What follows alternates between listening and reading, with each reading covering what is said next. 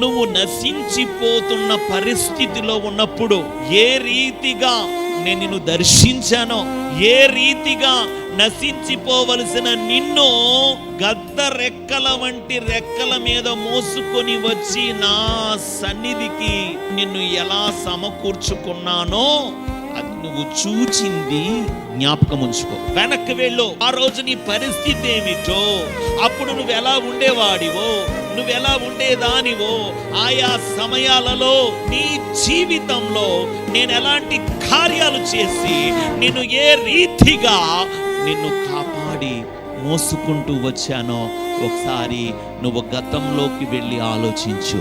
గతాన్ని ఎప్పుడు మర్చిపోకూడదు. భక్తుడు అంటాడు, ప్రభువా, తొల్లిటి దినాలు, పూర్వకాల సంవత్సరాలు నా మనస్సున నిత్యము జ్ఞాపకం తెచ్చుకుంటూనే ఉంటాను.